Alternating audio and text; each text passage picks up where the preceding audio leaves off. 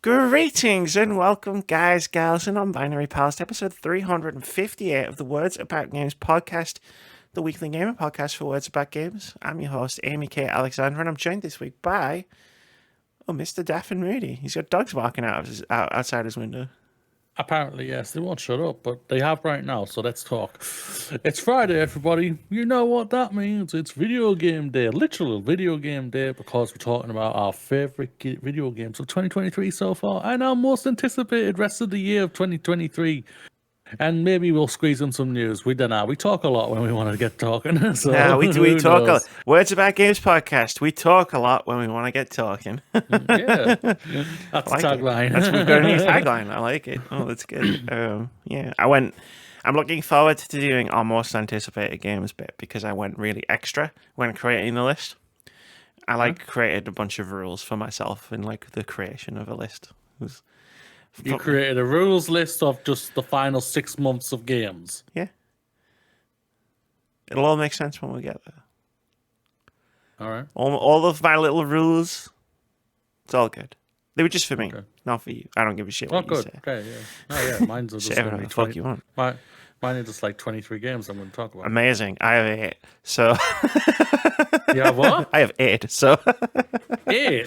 Oh, yeah, I held myself back. You'll find out when we get there. But first, and more importantly than video games, Moody, how are you? It was weird. I've been ill the last couple of days, Amy. But no, I'm better now, thankfully. I've been off today at work. And my body was just like... Since Tuesday, my body's been like, you want to throw up. But you don't know when you're going to throw up. We'll decide when you throw up. But we're not going to tell you when. Yeah. Thankfully, it was when I was awake. Oh, yeah. Thankfully for Sophia, it was when you were awake. Yeah, true. But no, yeah, it's I'm feeling a lot better since then. It's weird. It's just like whatever's in your stomach is not making you feel good right now. Sure. You've got headaches, your eyes are hurting, your body's aching like crazy. Sure. Soon it was out, everything went. It was amazing. I found the cure. Forcibly ejected from your body. Yeah, I literally let it go. Let it go. Let it go. Well, that's one of your songs, right? Like on the Inevitable Moody's streaming songs album that we released, the Dead Space version. The Dead Space version, yeah. We'll record a bonus track, which is the vomit version. Not what I thought of, but yeah, sure, let's go with that. It's a big cup. Yes, indeed. It is. It's bigger than your head. Big man. It really is. Holy shit, actually almost. Yeah, no, yeah, you got it. It's like... Bloody hell. No wonder you always need to go to the toilet. Thing is, it's not for alcohol, it's just for water. No, that's what I mean, yeah.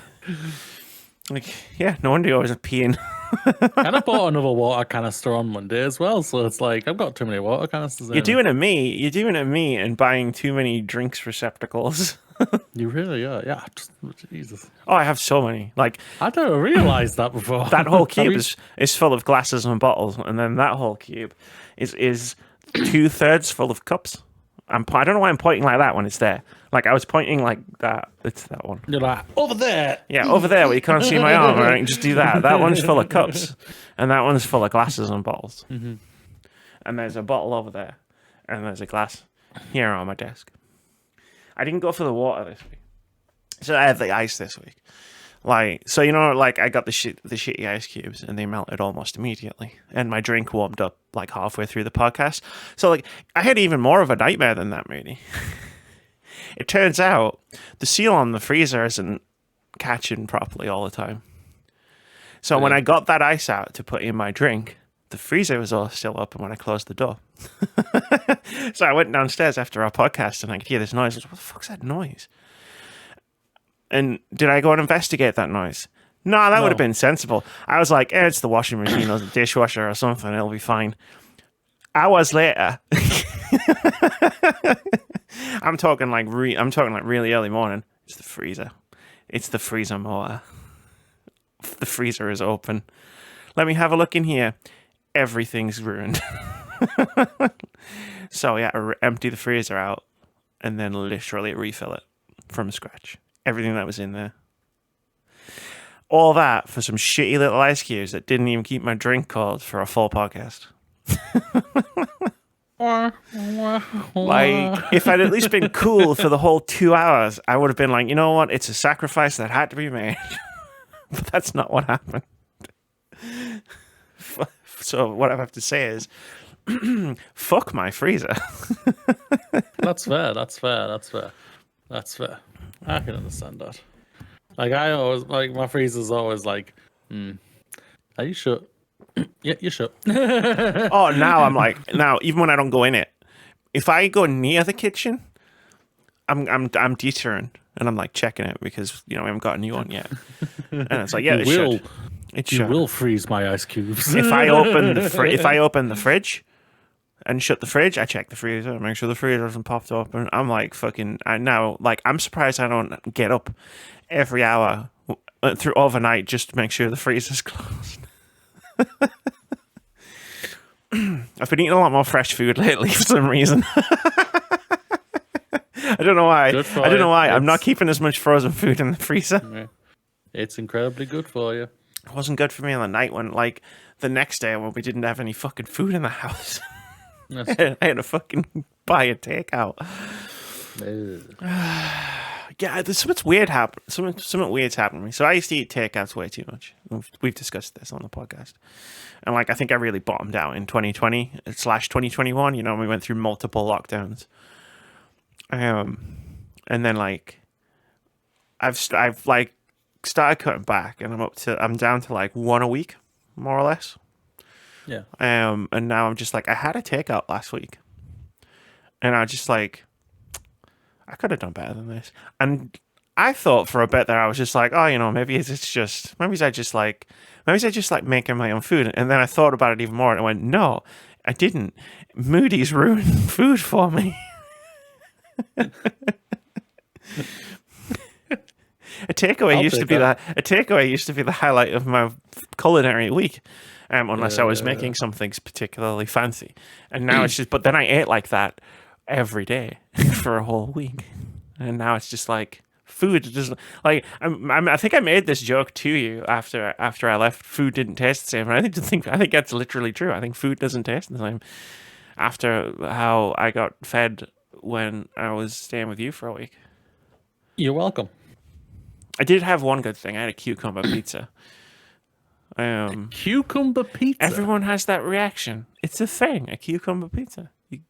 Cucumber on a pizza. Delicious. Well, at least it's not pineapple, I guess. So it's delicious. You put some cucumber on, you chuck some cheese on top of it. I didn't have time to make the pizza from scratch. I wish I'd had, so I just ended up using a pizza base and then adding the things on top of it. Yeah. Someone really smart showed me the trick where you can just throw cheese on top of a pizza if it doesn't have enough cheese on it. So I threw cheese on top of the cucumber. And I was like, oh yeah, this is way better. I've never thought of this before.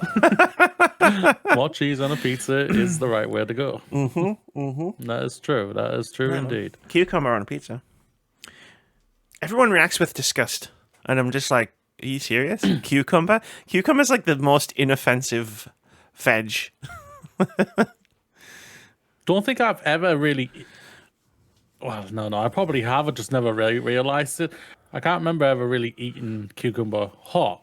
I've always had it cold. It is like you do bite into it and you go, oh, okay, because it's warm, right? Yeah, I like the crunch texture it has. And I'm gonna say it when I was making it, because I just bought a massive fucking cucumber, right? When I was making it, it was like that old joke, like one for the pizza, one for me, one for the pizza, one for me. I just love cucumber so much. Cucumber is amazing. It's a great veg. So if I bought enough cucumbers, like I think I could legitimately, like for a week, I think I could legitimately replace crisps as a snack with cucumbers. Get something to dip them in. Hummus. Hummus is good. I like a bit of the garlic sauce. It's a good protein hummus. The old garlic mayo. Because it's not about the calories you need to take, it's the protein you need to ingest to help your digestive system as well and everything else in your body. So, cucumber and hummus. I'm a good big cucumber fan. But yeah, that was my culinary journey. These were in food for me, Fabulous. except cucumber pizzas. Nice. Yeah, it's takeout night tomorrow, and I'm just like, I'm not even that looking forward to it that much. I'm just doesn't have to be. The thing is, takeout night coincides with shopping day the next day. I eat the food that I have, and then I have a takeout on Saturday night, on Friday night, and then on Saturday we shop, and I get more food. Fair. It's logistical. You know what I mean? You've seen all my spreadsheets. There's a lot of spreadsheets. There's a lot of spreadsheets.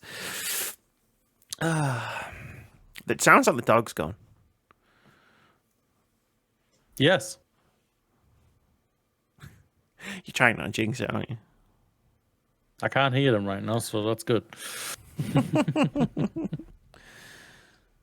I was almost going to do a bit where I was like, tell me about the food you've been eating, Moody. Tell me about the food, but I don't want to put myself through that.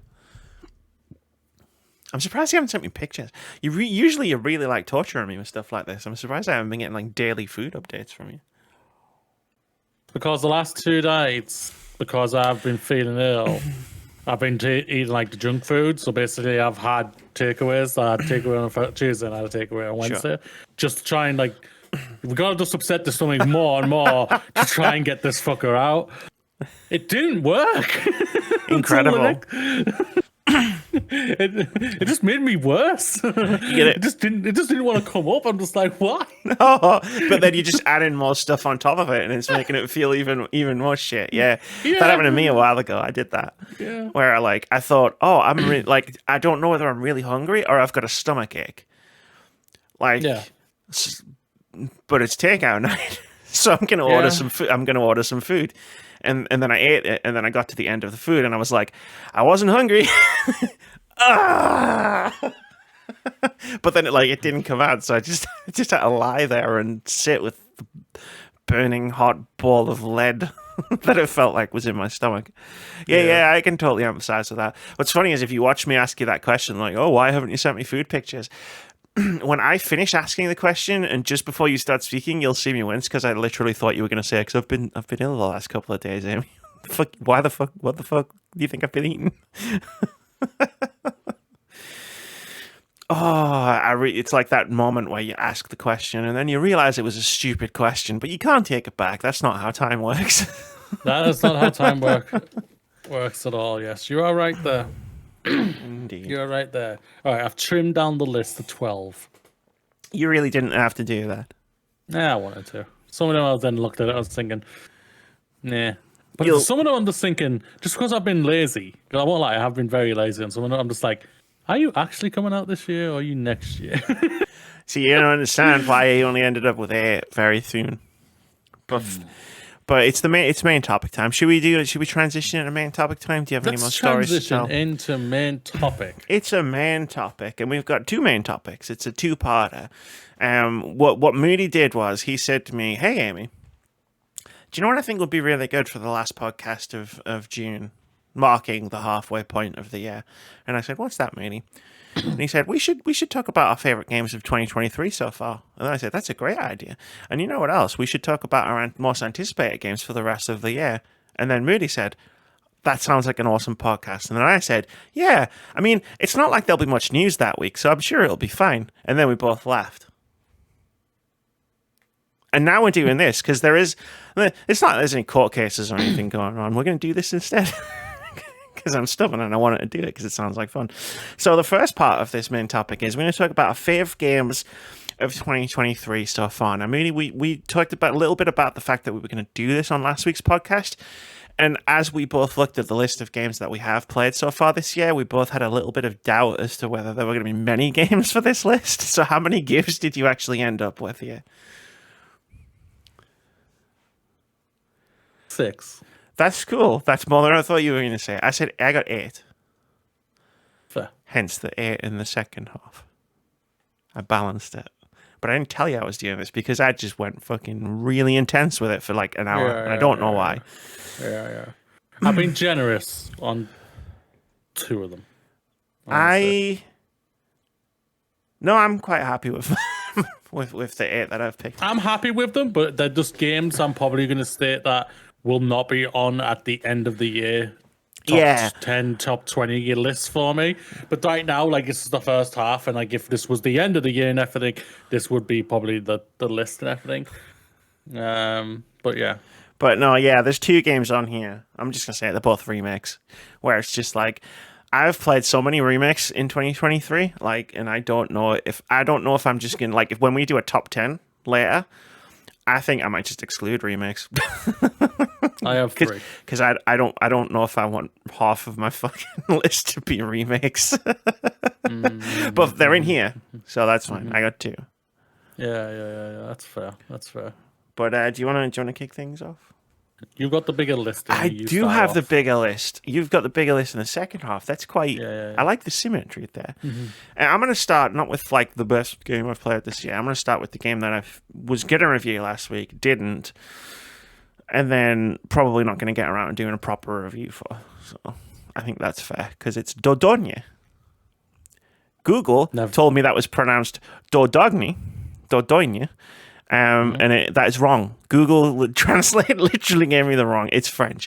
It's an indie game from a French team, and it's an adventure game where you play as a person who goes back to their grandma's house. They've moved to America, and then they spent like one summer at the grandma's house, and then some shit happened, and they've lost, like, they don't remember the summer, and their dad's a bit of a dick.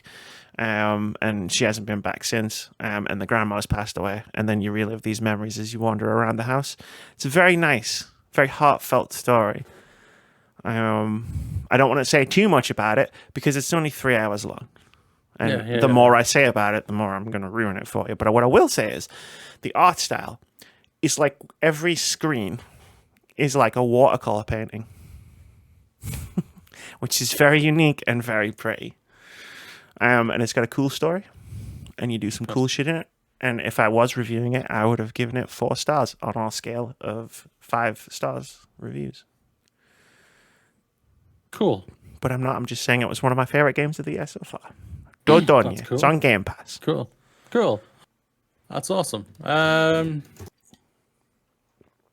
I will start off with the game. Basically, I will review next week.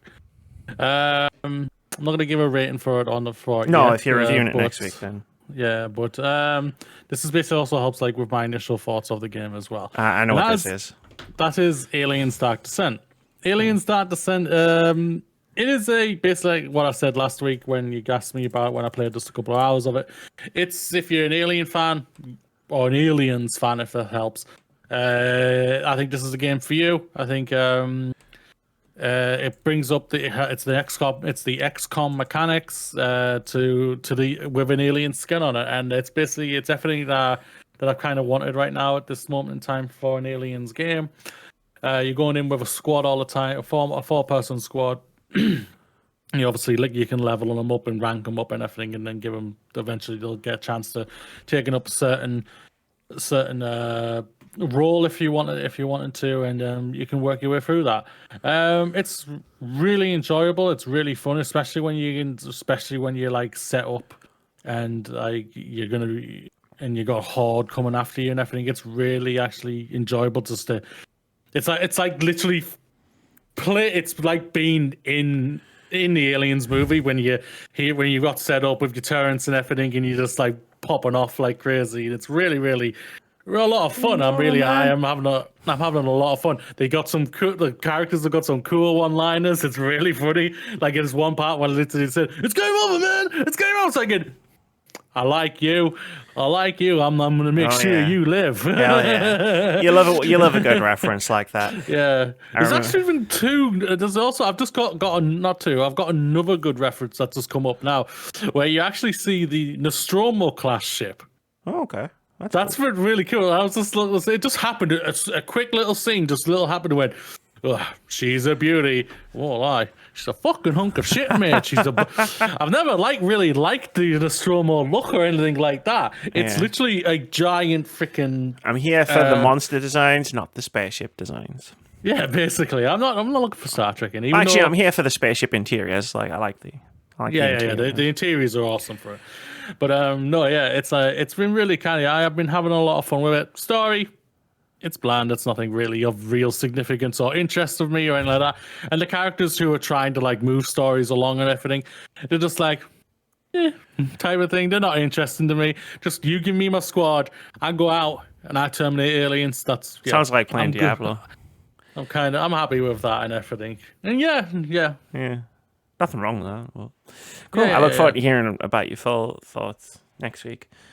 So every other game on my list I've talked about on YouTube somewhere, on this channel. So I can be quicker. So you're saying if you want our in-depth reviews, go and check it out. Go and check out previous podcasts. Go to the podcast, youtube.com/@wordsaboutgamesuk.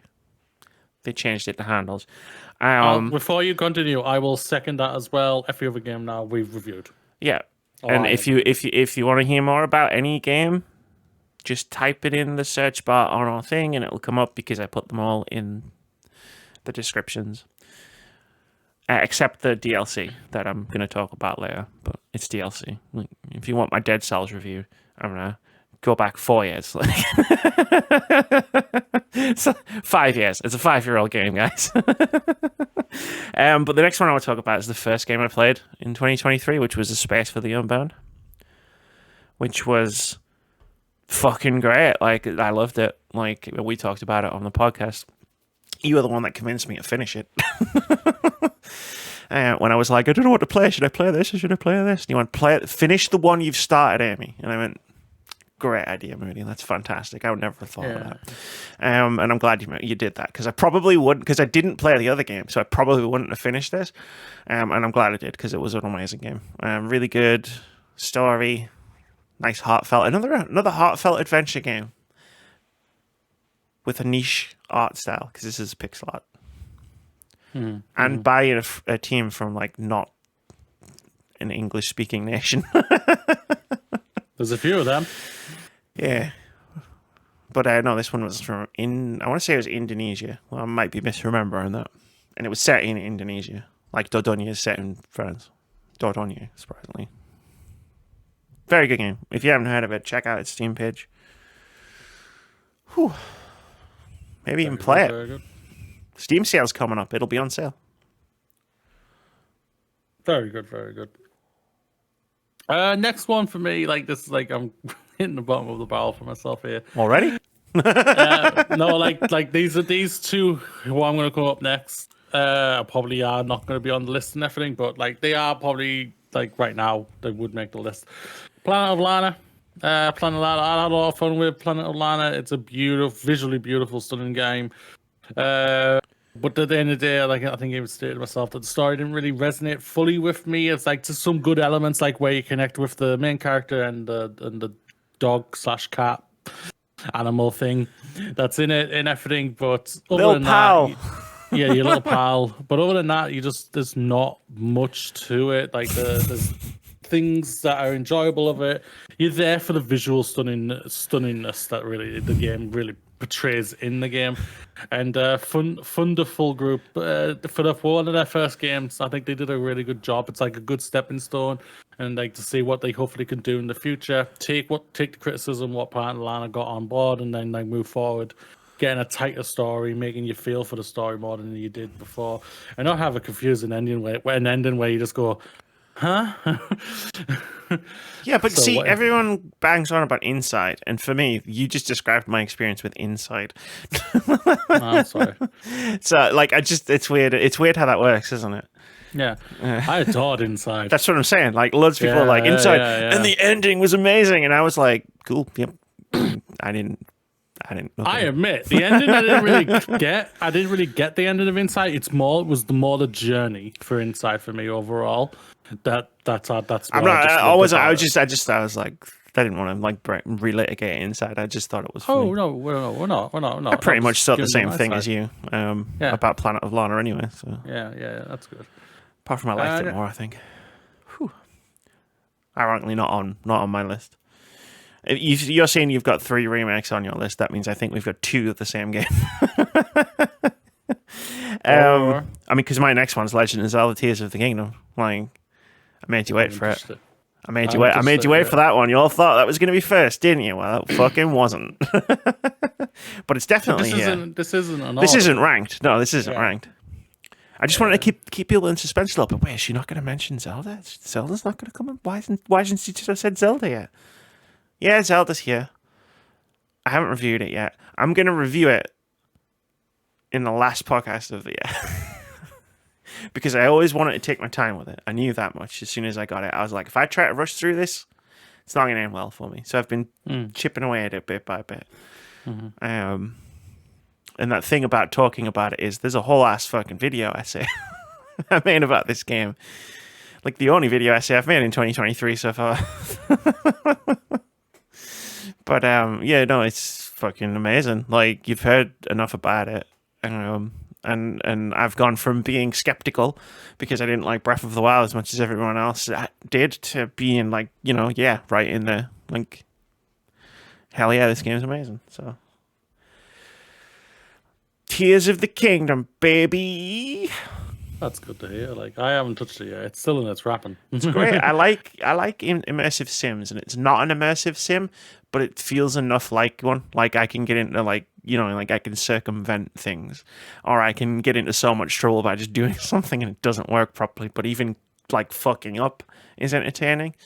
Yeah. So, I think that's just a metric of like, is Amy going to think this is a Game of the Year contender? And like one of the key points on the checklist of like to say yes is like, if you fuck up, is it hilarious? Interesting. That's one of my key criteria for best games ever. That has to be yes. Next for me is the first remake, Resident Evil 4. Ding, ding, ding, ding, ding, ding. I've got that. Is this one? You got that? Right, Resident Evil 4. It's a Resident Evil game. It didn't age as well as what I really wanted it to be or anything like that. I was a little bit more negative, I think, than any of the critics are. The critics have adored this game and everything. Like what is it, 92 on OpenCritic, which is amazing for people who have liked it. But this is a game that I obviously had fonder memories when I was a young'un compared to now, and it felt tiresome. But at the end of the day, I completed the game. I had a fun time with it. It's just parts of it where I was just like, you're a right old pain in the ass in this game. You're levels, the enemies, things. It's like I talked about this on stream because I streamed the game from start to finish before I put my back out. It's like I love this game, but I also hate this game. Yeah. It's really weird. It really is weird. Like, yeah, no. Okay. I thought you were about to say something else, and I didn't want to cut you off because I do that way too much. I'm trying to work on that. But yeah, no, like, I don't know, like, it's one of my favorite games of the year, but I don't know if it's like, was it my favorite game of the year because I had a really fun experience with it, like playing it on Twitch and having chat, or was it one of my favorite games of the year because it's one of my favorite games of the year? I don't know, and I'll figure that out for myself, but like, it's a great game. Yeah. It just, for me, it's always that part of like, oh, this bit. I hate this bit. Yeah. And then you get through it, but then you're still like, oh, but it's a great game. And then the next bit you go, oh, this bit. I hate this bit. Like, someone could have probably made a supercut of like all the times I said that when I was streaming the game, and it probably would have been a lot. Yeah. Like when you get that bit where she's got to turn the cranks and she's running around the thing and you've got to snipe, but also people are trying to kill you. I was like, fucking hate this bit. And chat was like, but you keep saying you enjoying the game. I am. It's great. But you keep saying you hate it. I know. How infuriating is that? Yeah. It's just like, why? Why does this happen? Like, I don't get it. It's like... There's no other game I've played where it's like, I finished the game and I'm like, I love that. I could definitely do New Game Plus. but in every single major encounter in the game, I hate individually. Yeah. Yeah, it's really, really annoying, the game. But yeah, it's also a fun game. There's no doubt about it. It's a fun game.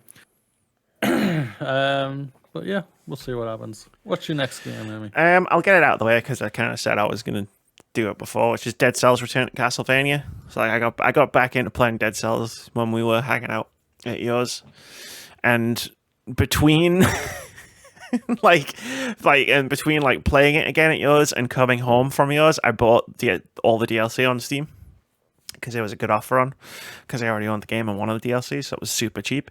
And it turns out it was really easy to access the Castlevania DLC, and it's fucking great. Mooney, it's great.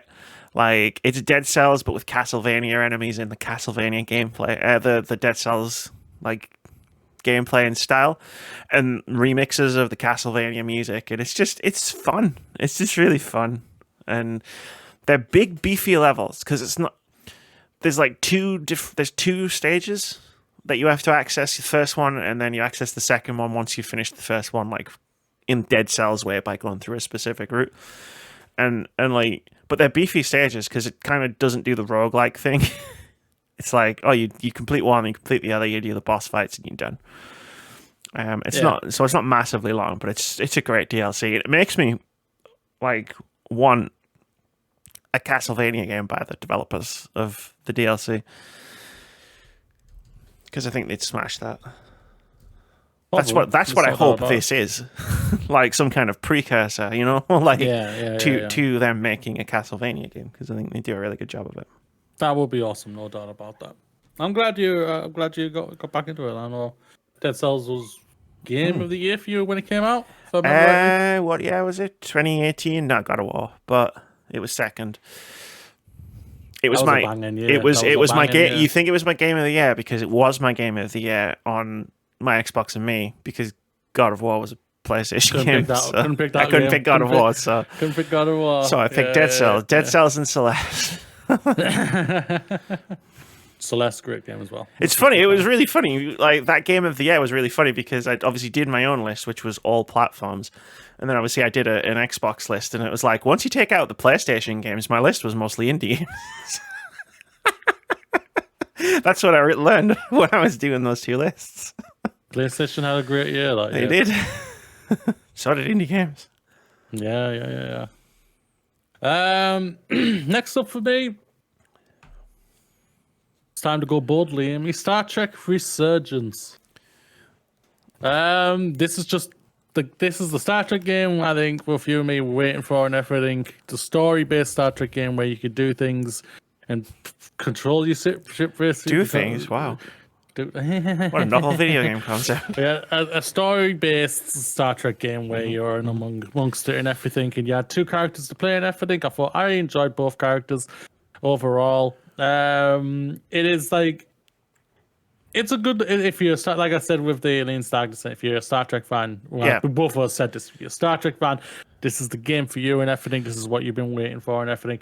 Hopefully this is a precursor for something for the future and everything, that we can get an even more grander Star Trek game and everything, and they can look into other games like Mass Effect maybe, like say, yo, Mass Effect did something, let's just do that, but obviously don't have the Mass Effect 3 ending because that'll just piss people off again.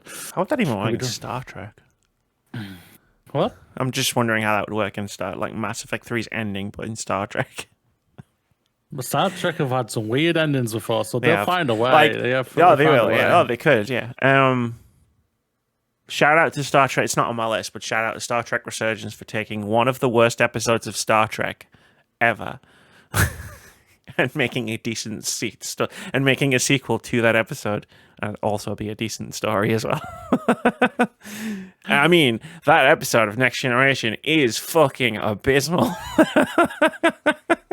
And they took that and they made a story based on it. And it was like, okay, you did it. Well done. That's cool. Now do the one where Janeway and Paris turn into lizards. Where their babies are coming back, and it's like, you can't believe you abandoned us. Hey, I'd play it. We would. Revenge of the future human lizard people, they could call it. resurgence of the future human lizard people. The return. My next game is Dead Island 2. I made, like, if you had asked me, hey, I mean, we're doing this in this year, and I said, yeah, and then you went, do you think Dead Island's going to be on that list? I'd have laughed in your face and hung up the call. I would have laughed asking the question, Amy. But here we are. It's June 30th, June 29th, 2023. Dead Island 2 is one of my favorite games of the year. Because it was fun, and it was all I wanted. All I needed out of it. It was a fun game. I mashed a bunch of zombies, and it was tight. It knew what it wanted to do, and it let you do that. It knew what it was good at, and it let you do that, and not much else. You mashed a bunch of zombies. I mashed a bunch of zombies, and it was tight. Yeah. The length was tight. My brain, no, stop it. My brain, no. What am I doing? I'm not doing anything. No, that's fantastic. Like, game that's had the nightmare of development hell of all development hell. 3 different development studios. Yeah, it was announced during the PS4 generation, and it's come out on the PS5 generation. And it fucking runs better than half of the fucking other AAA games that have come out this year. Trust me, I've played them. Well, it took them 12 years to bloody get the fucking made. So yeah, you would hope so. Beyond Dead Island 2 just being a good time, like, it's fucking miraculous. yeah, that's true. That's true. No doubt. How many have you got left? 2, and I think 2, one of them is on your list. So I've got 2 as well. It's fantastic. Then. All right. So I'll probably say the one that I think is on your list. Life is Strange True Colors. I actually did put Mass Effect on my list. And then deleted it. Mass Effect. No, I really did. I've been playing that a lot. For obvious reasons. Have you got back into playing it, have you? I've been rewriting the script. Fabulous. I can justify it being on a list like this because I've never had to think this much about Mass Effect before, and it is giving me a whole new appreciation for the trilogy. Thing is about it, Amy, me and my boss started talking about it just a couple of days ago before I fell ill, and I was just like, is Mass Effect calling me? Is Mass Effect calling me? Maybe that's what the noise is outside you. It's not a dog. Maybe what it is, yeah, it's not Effect. Dogs, it's Shepard barking at me. That thing, it's just that thing that Shepard does. It's that thing that Shepard does, depending on the character you romance. But speaking of romances, one that did not survive very well, Dead Space Remake. The romance never lasted in that game between the characters. That was a doomed romance, baby. No, hell yeah. But damn, this is I'll say it, it's an exceptional remake. It is such a great remake. It is a remake that it does everything I think that you would want from a remake. It changes up a couple of things, but keeps to the core. It makes the gameplay a lot more smoother than the first time. Oh, God. And just me, I freaking know that. I know, people. I watched him stream it. Yeah. And even I felt awkward. Yeah, and it just fixed just a lot. It just made the game a lot, gave the game a lot of just a upgraded life-changing issues that just made it changes that just made it just feel completely different, but also keeping to the core of what you love about Dead Space. It was creepy, it was eerie, the visuals were stunning, that just made it even more creepy and nightmarish, and the weapons were just brilliant. And I love that one of the biggest complaints that they got from the first game was that the main character was voiceless. They gave him a voice, and I think it actually worked. I enjoy it. Yeah. I never really bothers me, but sometimes it does. It really depends on the game and if I'm really connecting to it. Back in my day, I played 100-hour-long games and I had to read them, so it needs voices, right? Sorry. That's fine. This is on my list as well, and I just realized the last 3 games I've said have all started with the word dead. Dead Cells, Dead Island. Yeah. Oh, God. I didn't even pick that up. Until you said Dead Space out loud, I was like, hold on a minute. Yeah, Dead Space Remake. Like, the best compliment I could give Dead Space Remake is I finished it. Like, with remakes and remasters of games that I've already played, I tend to play them for a bit, go, oh yeah, like at the novelty, and then not, and then stop. Yeah. Like, and the fact that I finished the Dead Space remake is a testament to how good the Dead Space remake was. Dead Space remake was for me was gonna take what you took from Dead Island, was a tighter experience compared to Resident Evil 4 remake was. Refers to Resident Evil 4, I even said in our review, it was tiresome to finish that game. I felt tired after it. I was just like, oh my god, how long?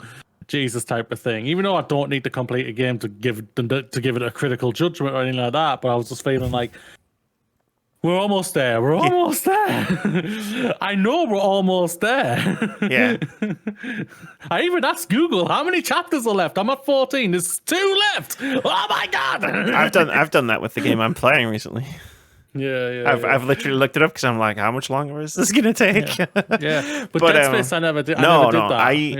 So Dead Space, I went and did all the cupboards, you know, the security locks where you upgrade your security and you can go back and open all the doors. I did that because I was like, yeah, I'll run around.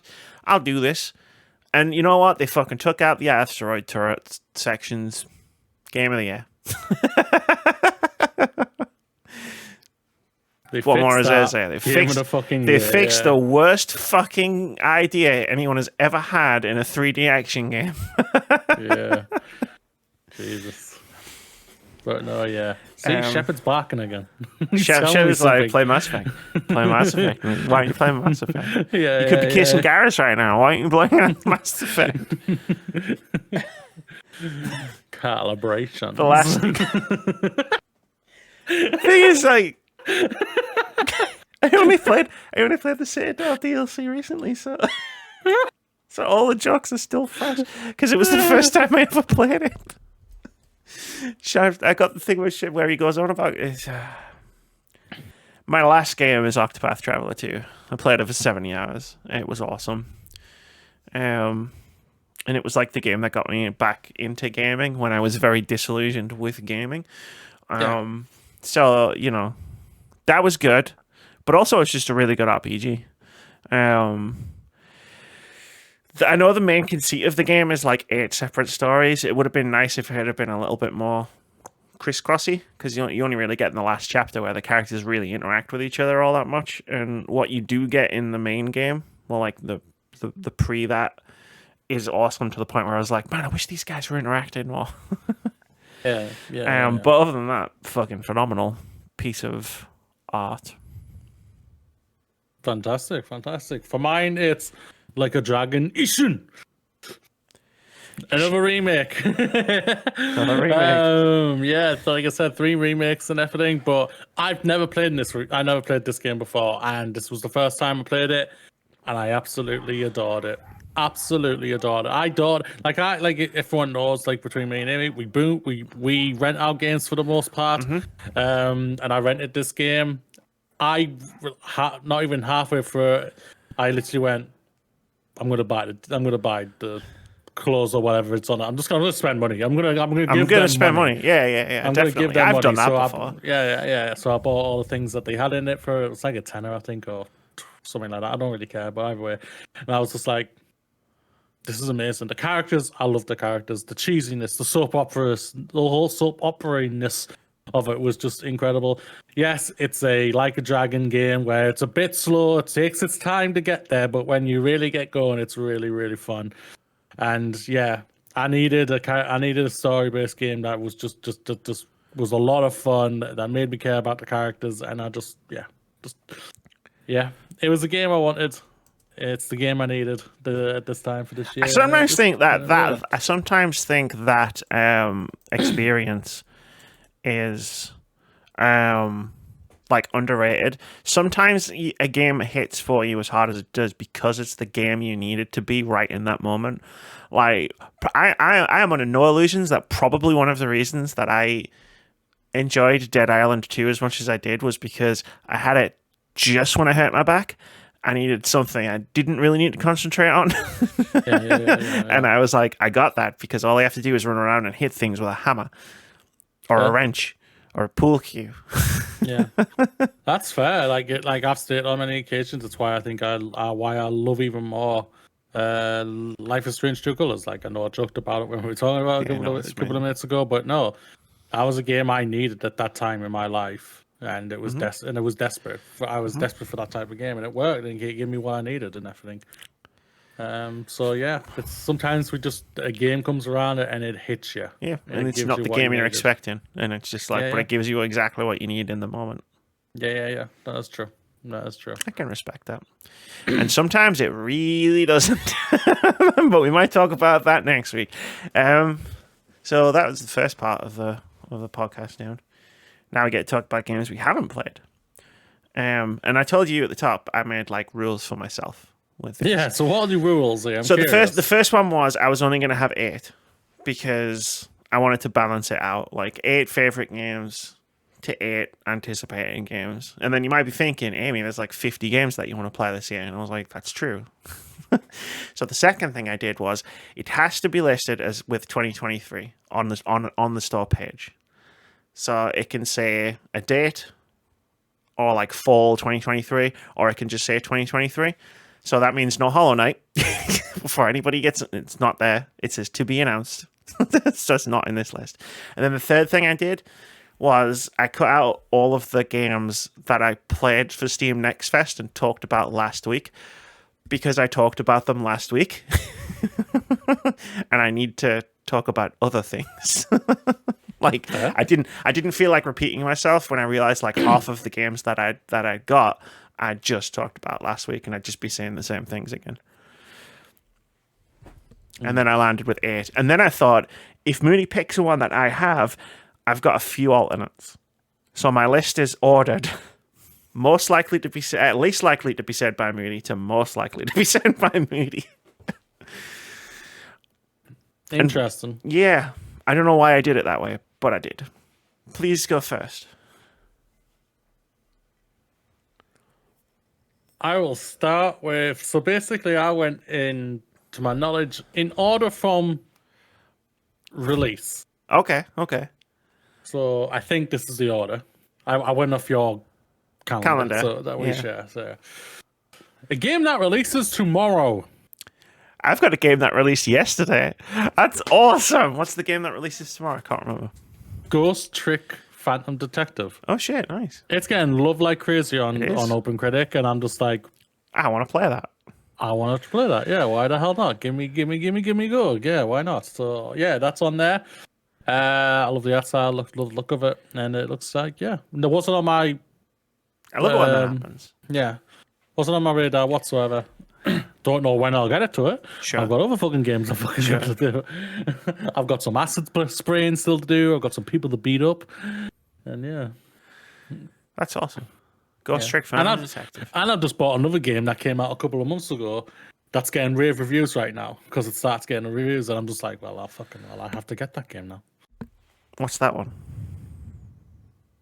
I don't think you will be able to play it. No, I just want to know what it is. Dave the Diver. So my first game on my list is Dave the Diver. Did we literally buy this the same time? No, I haven't bought it yet. Have you bought it? Yeah. I was going to say I thought I wasn't going to be able to play it till next week. You telling me I could play Dave the Diver right now? Yeah, I bought it. All right, fuck, bye guys. We're playing Dave the fucking Diver. Like, so all right. I saw a video last week by NoClip about this game, and they were in the same boat I was with. They'd never heard of it. It was in early access. It had 11,000 reviews on Steam, and it was 97% overwhelmingly positive. So I looked up this game, and I was like, holy fucking shit. This game ticks so many boxes for me. And the reason I haven't mentioned it until now, Moody, is because I went on Fantasy Critic last week. And I bought it for my team because I was like, I think this is going to pop the fuck off. But it's already been out. How's that? Because it was only in early access. You can buy early access games. You bitch. And then I was like, I'm going to put it on this list here because it is... Amy, it only needs like one more review on OpenCritic to get its score. It's at 95 right now. I know. It's nearly It's nearly as well reviewed as The Legend of Zelda: Tears of the Kingdom. But before all of that, before the reviews and everything, I was literally like, fuck me, this is the game I need to play after I finish Final Fantasy 16. And it is. That's why it's on this list. I was like, my pitch going into this was, this is literally going to be the game I play when I finish Final Fantasy 16. Now I might never finish Final Fantasy 16. And it'll be worth it, because this game looks fucking sick. Yeah, I saw a review on it on LinkedIn. Yeah, like I said, I saw Danny O'Dwyer and Frank Harley playing it. Yeah. I saw the developer post a review on it on LinkedIn about people who have reviewed it. And I was like, wait, what? Yeah, it came from fucking nowhere, right? But it's been in early access since October. It's one of the most popular games on Steam, and like so many people have just never heard of it. But yeah, Dave the Diver. I've been all in on this game for like 2 weeks. My whole thing was like, I've got to wait a week. Like, I've literally posted about it on Twitter and everything, been like, I want this game. Yeah, I'm not on it. I know. That wasn't aimed at you. I was just literally, it's like, I barely post about games on Twitter because I have these channels. But I posted about Dave the Diver because I was just like, need this fucking game, man. That's really weird. I love that this happened. Yeah. But are you going to be okay with that game? Yeah, I've watched the gameplay. I was fine. It's not in first person. Oh, okay. It's not. I'm not because I'm third person or first person. It's side scroller. Okay. I can do a side scroller. I played Echo the Dolphin. Sweet, that's awesome. And also, they run a fucking sushi restaurant as well. Yeah, so I'm fucking all in on this game. Yeah, I bought it this morning. Fuck yes, that's the best news I've had all week. Until Annapurna does their showcase in like an hour. And even then, it's probably better news than that. Yeah, it's at the bottom of the thing. I'm going to watch it as soon as we finish recording. I think I'm going to go now as well. But yeah, fucking hell yeah. I want to remind you, I ordered this least likely. That was my least likely game to be mentioned by Moody. I thought you had never heard of this. Moody hasn't heard of this one. Moody definitely he may be a game developer, but he don't know fuck all. Moody definitely hasn't heard of a fucking game called Dave the Diver, and if he has, he hasn't paid any attention to it because it's called Dave the Diver. That is one of the best podcast moments, I think. Oh yeah. Was that your game? That was my first game. Yeah. That was your first game. Cool. All right, next game. I haven't had a go yet. Yeah, you have. You just. Oh, did I? I thought that was yours. Okay. No, mine was Ghost Trick Phantom Detective. It was Ghost Trick Phantom. Oh yeah, and then I said, because you said tomorrow, and I said I've got one that came out yesterday. Yeah, I remember. Yeah, and you said Dave the Diver, and I went Dave the Diver. I've just bought that. Dave the Diver. Number 2, going in order. Viewfinder. Everyone knows why. If you've heard us meet, both me and then we talk about it on multiple occasions. This game just looks brilliant. Fucking amazing. So much fun. It looks amazing, and I can't wait to get hold of this. So yeah. Yep. Talked about it last week, but yeah, you're right. It looks fucking incredible. Like, playing it was a transcendent experience. My next one is something I talked about last year, and I've kind of been laying low on, waiting for them to announce when it's coming out. It's coming out in 2023, supposedly. It's another indie game called Slay the Princess, which I played a demo of, I think, last year, maybe the year before. It's a visual novel, time travel thing. It's hard to explain why it's good. It's really funny. It's incredibly well written. And it's just like, you make choices. Like you told, you have to slay the princess, and you make a series of choices leading up to that moment. And every choice that you make different gives you different things that happen. It like branches out in superb, stupendous ways. And that was just the demo. So I'm really looking forward to the main game, the full game. Yeah, it looks like it's going to be a lot of fun. There's no doubt about that. Okay, that's hard to say, this one. Lafanga, the Shift Warrior. Yep. Like the reasons I gave before were like, was one of them my most anticipated for, like, or one of the best games out, one of my favorite games that came out of the E3-ness, or not E3-ness that came out. We just happened at the beginning of the month. you get become a Shadow Clone Jitsu master, and that's all that matters. You just go around and slicing people up with your clones after you've died a few times, obviously. But either way, Sure, that's basically what it's all about. Hey, you know what? That was Hades' premise, right? So Yeah. worked for Hades.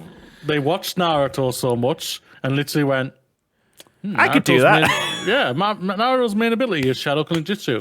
All right, we're going to do... That'd be a fun game, wouldn't it? Like two people just watching Naruto on a couch. It'd be a fun game. I used to do it all the time with an old mate of mine, so I've done it. Worn the badge. Next up for you. Thirsty Shooters. This game is coming out when I'm gonna find out in what we've got like an hour left on the podcast. I'm gonna find out when it's coming out in like an hour and a half. Yeah, I've been excited for this game since we saw it at the Tribeca Games Spotlight last year. And the fact that it's coming to Game Pass means that you can just download it whenever. I played the demo of it last year, and it knocked my fucking socks off with how good it was. I can't wait. That's it. I can't wait. It's gonna be a great game.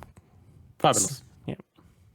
It looks great. I love the look of it. I never played it. I don't really touch demos, so it's not. I don't really. I do love it. I do love a good demo. You do. But no. But when I hear your excitement, like all the excitement you talked about last week, just literally made me go, yep. Write this down. Well, they're all sorry. Down. Could you just spell that for me? Something like that, yeah. Hey, what need to worry about spelling for this one? Wandering Village. I love the look of this. You're on a dinosaur and you're creating a village. Looks great. Hell yeah. Kind of so much more than that. Would it shock you to live? And I played a demo of this last year, Amy. Really, Amy? Yeah. Really? Imagine that. Jesus. It's great. That. I played it for like an hour. It's awesome. You send your little people off on missions to go and like collect stuff, and you choose the path. The creature's called Onbu, and you like choose its path. So like you might walk through some toxic mist, and you have to like account for that as you're building stuff. But yeah, it's good. What a great idea for a video game. Looks really canny. Yeah. Game Pass next month. Early access. I'm going to play the shit out of it. Nice. Sorry, I didn't mean to take over your segment there. Why? Well, would it shock you to learn, really, that this next game is also a game I played a demo of last year?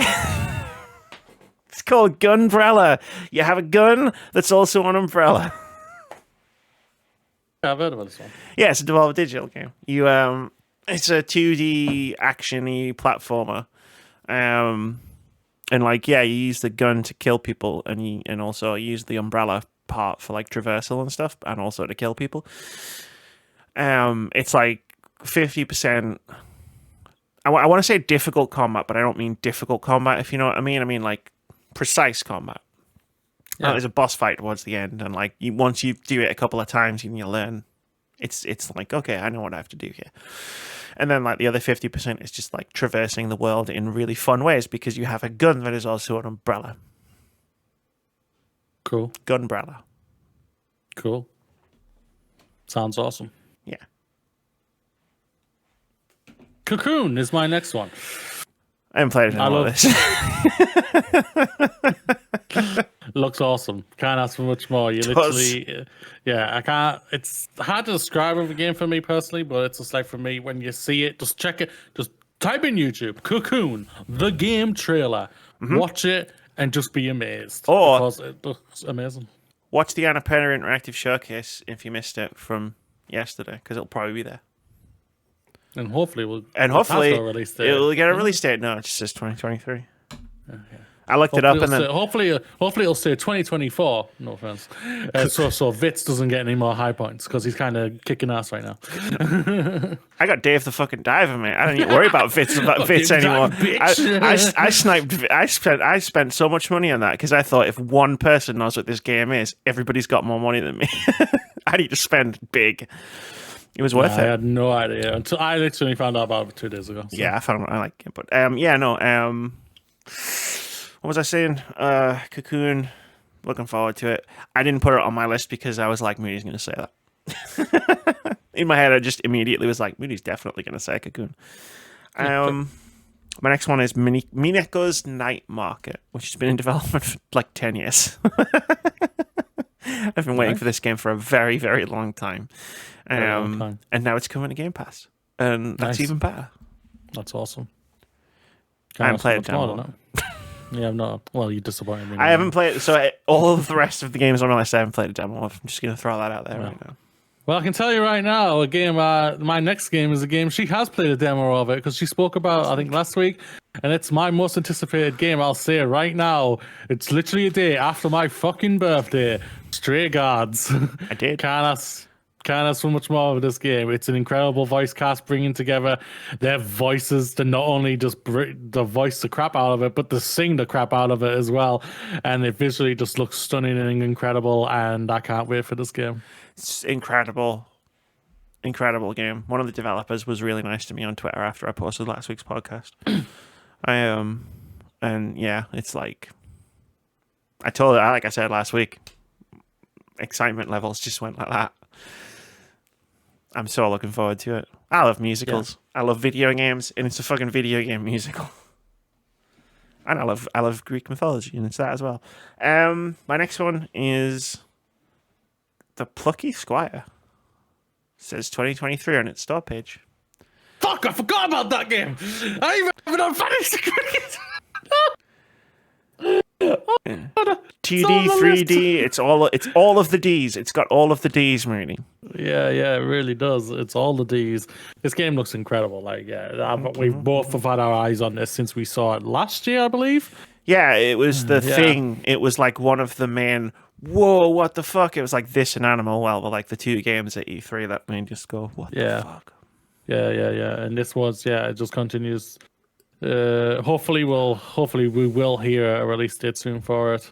I can appreciate they'll want to keep it very tight-lipped and everything, but a lot of people keep it tight-lipped, and eventually the game just comes out. A lot of in people, the year it's saying it is. So a lot of people keep tight-lips until they have to take the witness stand in a deposition. Foreshadowing. Maybe. Or they pass Sharpie pens around.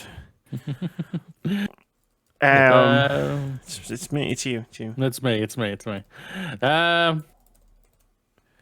A Highland Song. It says 2023 this year still. Shit, I forgot about that one. Okay, well played.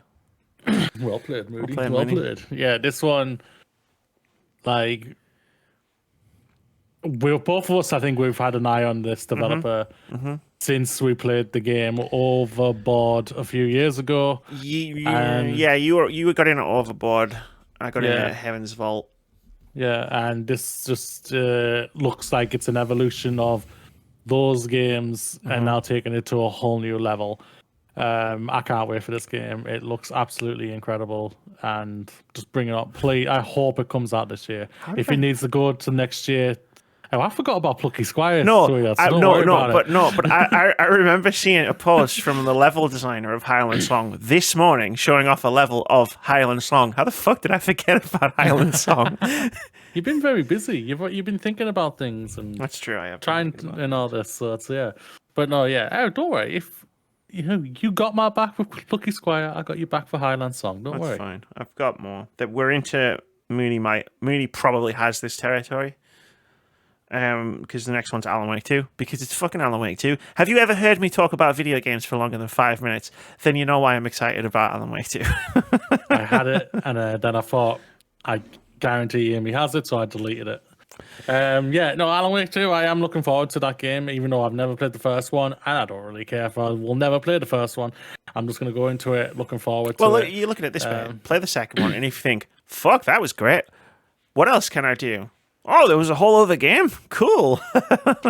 Trust me, that will not happen. Yeah, but it's, you know what I mean? There's no doubt about there's a chance I will say, great game, fantastic. Oh, here we go. You go, won't go back. Fuck, there's a whole other game. Oh, the controls of this are dog shit. Let me just watch a YouTube video of someone explaining it. Yes, I'll just do that, yeah. I would if I was you. I love Alan Wake to bits, but it's not great. The controls are not great. But yes, Alan Wake 2, love it. I'm now gonna speak of a game of that after Amy playing the demo. made me just go even more excited for it. Sea of Stars. Sea of Stars. When you literally said it was incredible, I think that's what you said. I did. I said try and guess the theme of this, and I just said everything in it was incredible, one after the other. Yeah, and I was just like, Yep. damn. So you got you caught the theme of. I caught the theme of the yeah. Okay, cool. Yeah, that's good. I'm glad you caught the theme. Good. Yeah, I can't wait for this game. We've been waiting for what, 2 years? What was it again? Sea of Stars. Yeah. Sea of Stars. Yeah. Yeah. It got announced. A couple of years ago. Yeah. My camera just went epically out of focus for no reason there. I was thinking, does she want a high five? Or... No, I don't know if you can see me blurry. Me just going, what the fuck? Yeah, you went blurry. Yeah, you went blurry. Because it normally fixes itself like straight away, but it didn't for some reason. Yeah. No, we've been waiting for this game a couple of years. I love The Messenger, and I know this is a completely different type of game, but like, I always like if I play a game that I'm like, this is so well made. Like, I always like follow the developer. Like. Even when they switch genres. And my last game is Like Dragon Gaiden, The Man Who Erased His Name, which isn't a remake. It's a spin-off. It's the game that's going to bridge the gap between Yakuza 6 and Yakuza 8. And I know you might be thinking, that's just Yakuza 7. Yeah. Look, right, it's the Yakuza series. Yakuza 7 has a different protagonist. Sounds about right. It's the game that exists next to Yakuza 7. So there's a line that goes around it because it's the pre-sequel. It's the pre-sequel. Yeah, it is. It's the pre-sequel. Pretty much, yeah. They got to explain why Kiryu's back in the new Yakuza game. And apparently that's going to take a whole ass video game. Cool.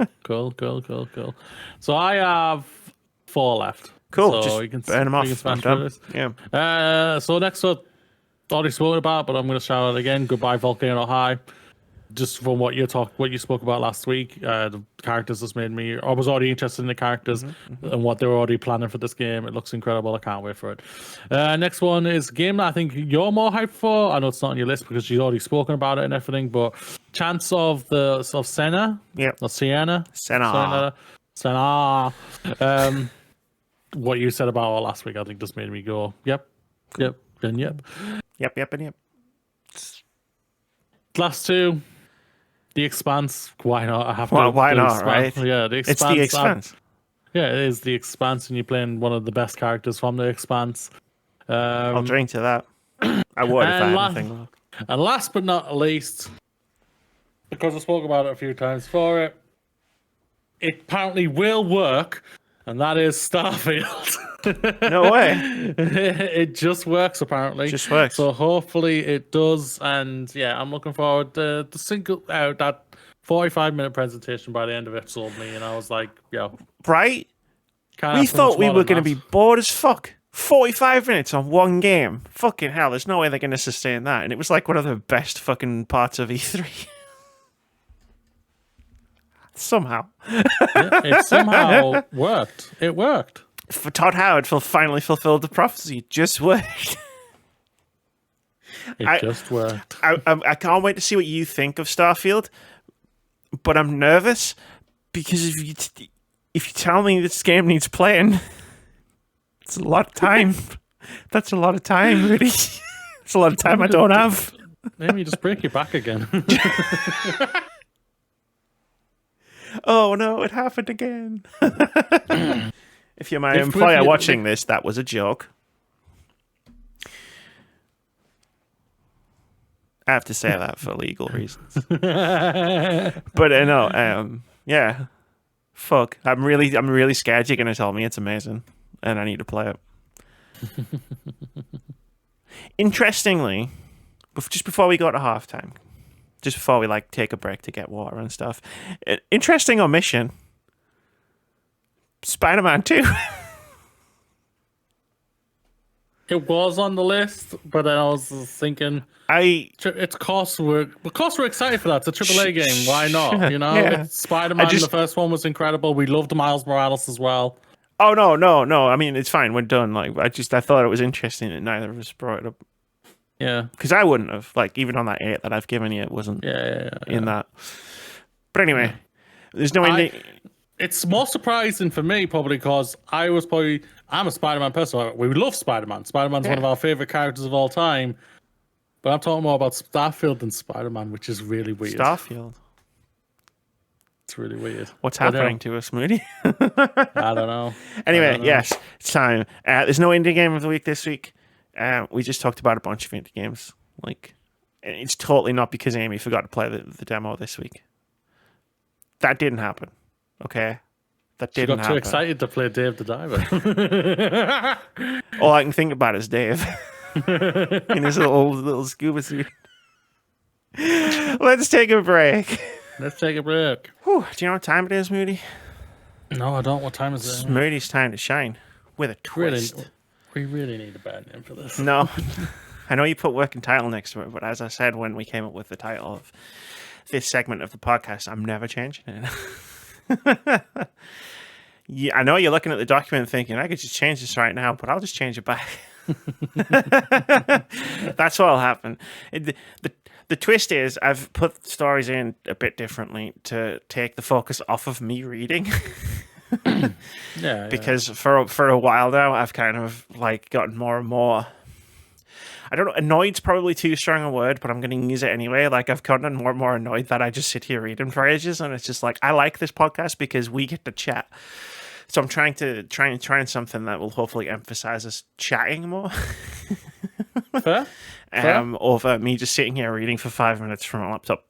And then, yeah, so, but do you know what isn't a twist? You still get to decide where we go and what we do. Cool. Let's start with a lovely one before we get into the deep dive one, which I know you want to get onto one of them, which we will go to. I want to get into a few of them, but yeah, I think I know what you're going to go with first. What do you think I'm going for first? Guerilla Games. Yes. Yeah, Guerilla Games put in a memorial. A memorial tribute for Lance Reddick in Horizon Forbidden West. And it looks really lovely, and it's a really nice thing. And I put that tweet in here, so I'm going to read that tweet announcing it, which says, quote, "In honor of Lance Reddick, we created a memorial to commemorate the profound impact he had on us all. Thank you, Lance, for everything you brought to the role of Silence, your gravitas, energy, wisdom, and more. An incomparable talent and friend, we miss you terribly," end quote. If you've got Forbidden West, you can go and check out this really lovely memorial to Lance Reddick that they've put in the game. Yeah, it's I haven't played the game for a while and that, but just to see that is just incredible. Like Lance Reddick, like when you heard that he passed, it's just like, wait, what? Yeah, and it's just like it was a good punch. It really was, because he came across as just like one of those guys. He came across as one of those guys. Yeah, that's what I would say. Yeah, just such a down to earth guy. Yeah. And it was like a massive shock and everything. And again, the heart goes to hearts and loves and everything to his family. And but again, the Guerilla Games, I take my hat off to you. You didn't need to do this or anything like that, but knowing you did it, knowing to see that you profoundly love and respect him as well, that's amazing, and it's a beautiful tribute. Yeah, like Lance Reddick's one, because like sometimes you'll see an actor in something and they'll be amazing, but then like they don't do anything that you would watch or play ever again, so you never really see them again. Whereas like I think Lance Reddick has been like a constant in my life for like 20 years. Like I saw him in The Wire, and then I saw him in Fringe, and then he was in Quantum Break, and he was in Destiny, and he was in Horizon, and it was just like I feel like I never went very long without seeing Lance Reddick in something. I loved him as an actor, and I loved him as like a person. Like whenever I saw him, like his tweets and in his videos and stuff, and he just seemed like a really cool guy. And it fucking sucked when we heard the news. And I love seeing like this and the stuff that they did in Destiny 2 as well. Mm-hmm. That's true. Let's start with the big one, Amy. What better thing to follow up with than Pokemon earbuds? Mooney, I sent you this morning. Because Samsung and Pokemon are collaborating for some new Samsung Galaxy Buds 2 earbuds. There's 3 themes that they've announced. One is for Jigglypuff, who's sitting on a shelf just behind me over there. Another one is for Ditto, and a third one is for Snorlax, who is basically my spirit animal. An interesting pair. Like, you would thought they would have picked like the mascot, which is Pikachu, or the other mascot, which is Charizard. You know, like, but no, they've gone with these 3, which is very random. But yeah, what the hell? Whatever works for them and everything, and it's like, yeah, the design's adorable and everything, and yeah, it doesn't have a Bulbasaur one, so it's a 0 out of 10. Yeah. So well, there's a lot of good Pokemon designs, right? Like, you know, I know everyone knows Charizard and everyone knows Pikachu and stuff, but like, you know, like if you like these aren't even like necessarily deep dives into Pokemon, because I've heard of all of these Pokemon. Yeah, they're from the Kanto region, the first region. They're from the first generation. Well, 2 of them are in Smash Brothers. That's true. That's why I know 2 of them, and the third one is just looks nice. But like, yeah, they're good designs. I like them a lot. Will I buy them? They'll be expensive, so probably not. But I would like to. If Samsung wants to sponsor us, all they have to do is send us them. All they have to do is send us earbuds. I'll take Samsung, the Snorlax ones. I have 2 of yours. I have a TV. I have a monitor of yours. I have a phone. I've got a phone of yours. Like, yeah. Like, I already have the phone for the earbuds. Samsung, come on. You want to shill out for us? We'll shill the shit out of you. And all it's going to cost you is 2 pairs of Pokemon earbuds. And 3 4K monitors and a 4K new 4K TV. Why the hell not? Yeah, I mean, you know, if we just start with the buds, and then we'll work our way into the other. Well, let's start on the probably would have been the top story this week if we weren't doing our favorite games so far and most anticipated for the rest of the year. Let's get into what the thing is that you said. Oh, it's going to be interesting, everything, community. Blah, blah, blah, blah. Activision Blizzard's acquisition lawsuit revelation. Look, right, I like talking about Sharpies. We'll take any excuse to talk about them. So, yeah, there's an ongoing lawsuit right now. Lawsuits are fun between big companies because it's when you usually get a lot of information that companies wouldn't ordinarily share because they have to defend themselves in court. Yep. So you get a lot of things. They say a lot of things that they would never say otherwise. The case is still going on right now, literally right now as we're recording this. So, like, you know, if there's something missing, it might be because it is said it after we pressed record on the podcast, and there's nothing I can do about that. It'll probably appear next week instead. If it's interesting enough. Like, the thing is, I put all of this in here because it's all concentrated in one place, right? Like, you know, I'm as sick of fucking hearing about Microsoft, Activision, Blizzard as you are, really. You know this to be true. Mm-hmm. So, like, I thought, let's just get it all in, get it all out there. Shout out to Rebecca Valentine, who's been doing a really good job covering this. This is where I got most of the information from. So, Moody, She's a good one. She is a good one. She is responsible for another story we may or may not end up talking about later. But right now, I'm going to do the main points of contention as I've sort of seen them come up during the case. Then there's a shitload of information. What we talk about is up to you, Moody. But the main points of contention coming into the case appears to be, number 1, defining a AAA game. Every single fucker who's gone on the stand has been asked to define a AAA game. And it's the worst. Number 2, whether Nintendo is a direct market competitor to PlayStation and Xbox, which is what the FTC case seems to hinge on, is proving that the Switch is not a competitor to the PlayStation and Xbox, because then that makes Xbox's market share look a lot better. And the third one is how many Xbox Game Pass Ultimate players actually use cloud gaming and what they use it for. Because one of the things that's slipping under the radar a lot, where, you know, like the CMA blocked it because they didn't want Xbox to have a monopoly on cloud gaming, is the question that they're not asking is cloud gaming even popular? Is it actually going to take off anytime soon? Those were the main points of contention, as I seem to be understanding them, bearing in mind I'm not at the courthouse. I'm relying on reporting from others.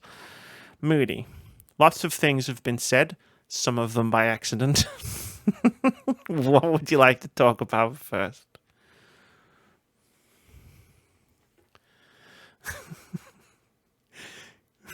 Would you want to talk about the multi-million-dollar company that tried to redact its information with a Sharpie? I can't keep it. What do you want to talk about? Go ahead, no, go ahead, Amy. Let's just get it out of the way. One of the biggest companies in the world. So a lot of this has to do with redacted information, so we don't have all of the information.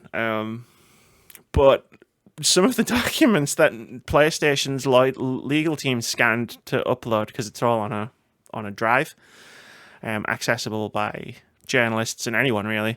They try to redact it with a Sharpie. Now, the thing about redacting things with a Sharpie is when you scan a document into using a scanner, part of that process involves a very bright light. And if you shine a very bright light onto a document that has just been covered over with a Sharpie, you can read what's underneath the Sharpie. Again, one of the biggest companies in the world. So we learned a bunch of stuff that they definitely didn't want out in public, and none of it's particularly like explosive information. Like, of all the things that could have leaked because of a Sharpie, it's interesting for sure, but it's not like, oh my god, this changes everything.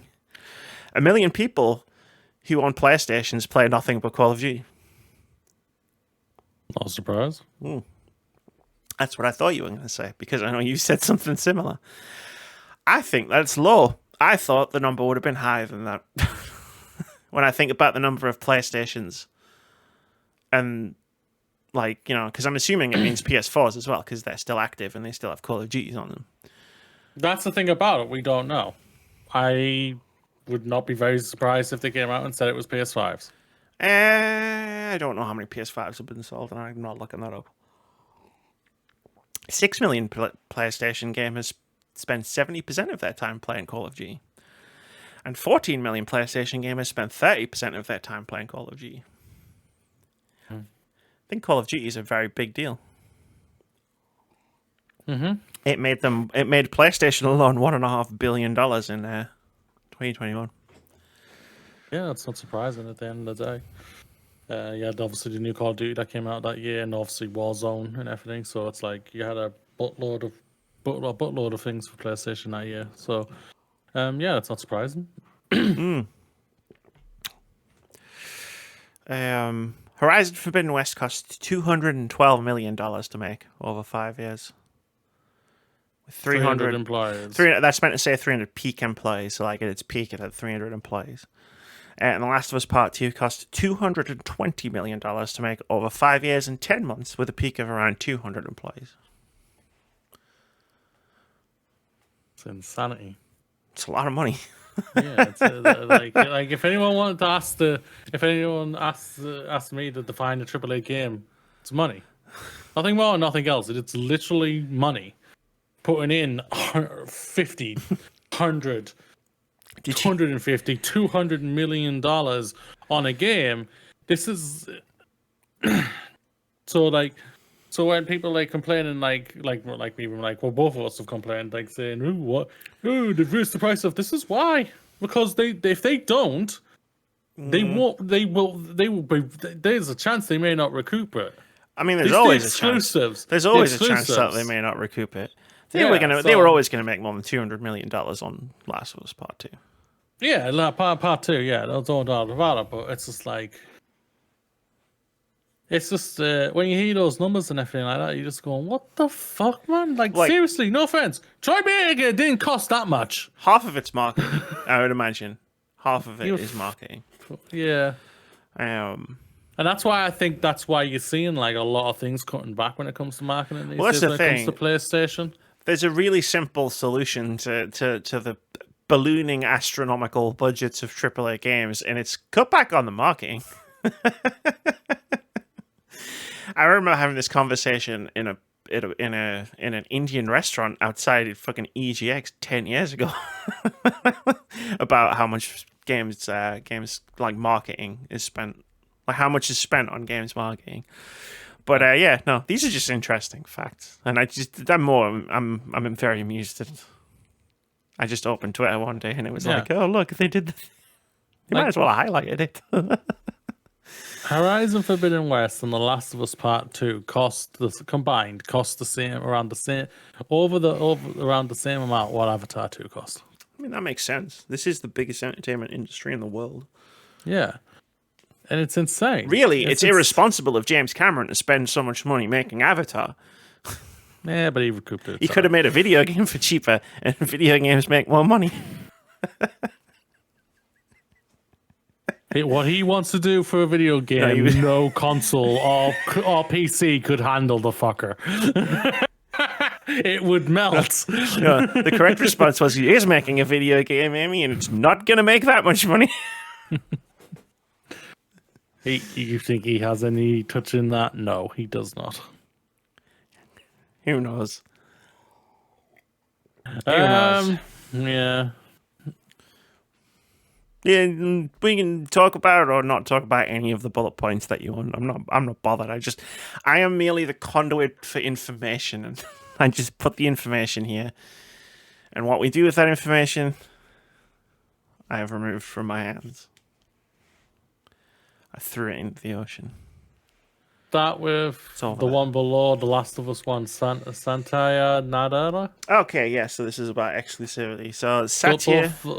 those bullet points there before the Jim Ryan one. All three of them. Satya Nadella was on the witness stand and at one point said, in response to a question about exclusive games, quote, "If it was up to me, I would love to get rid of the entire sort of exclusives on consoles, but that's not up to me to define. Especially as a low-share player in the console market, the dominant player there has defined market competition using exclusives, and so that's the world we live in. I have no love for that world," end quote. So essentially saying, like, if it was up to us, we would get rid of exclusives, which is an easy thing to say when you're in third place in the console market. Yeah, there's no doubt about it. It's a really easy thing to say. They've been trying to push this metric to like we want games for everyone and everything, and it's just like, well, the test of that, like things like that sentiment and what Nadella is saying here is if Xbox are ever in first place, do they stick to that or do they not? That's the test of that metric. Yeah. Next one. Both Nadella and Phil Spencer, while on the stand, reiterated under oath that Microsoft would not remove Call of Duty from PlayStation if the deal were to go through. Now, they didn't say that there were no plans to. They said that they wouldn't. And that's an important distinction, especially when they were under oath when they said it. Yeah, there's no doubt about it. It's like, but it's also the thing, like, of course he's going to say that. He wants this deal to go through, Phil Spencer. That's what the thing. He wants this deal to go through. They literally have, 2 weeks, 3 weeks to get this thing sorted, or the deal is scrapped, and they have to pay a couple of billion to Activision. And if they have to go back in to try and renegotiate, freaking Coppet's going to be demanding more. He's going to be a right old twat. Bobby Kotick demanding more money? Maybe there's a bullet point somewhere in here that will shed more light on that. I don't know. I don't remember. I put a lot of bullet points in here. Everything they're saying, that they're just saying stuff. It's lip surface. I don't believe anything they're saying, really. Well, so what I would say is, regardless of what plans there were when they agreed to buy Activision Blizzard, like as to whether Call of Duty was going to be exclusive or not, like I think what Microsoft have realized is keeping it on PlayStation, if they weren't planning to do that, is the thing that they're going to have to trade to potentially get the deal to go through. Because you can't lie on when you're under oath. You shouldn't. It's not a good idea. And it would be really easy to prove that he did that if they then pulled Call of Duty from PlayStation.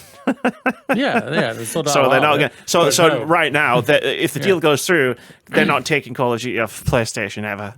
But at the same time, I would literally say, who hasn't lied under oath before?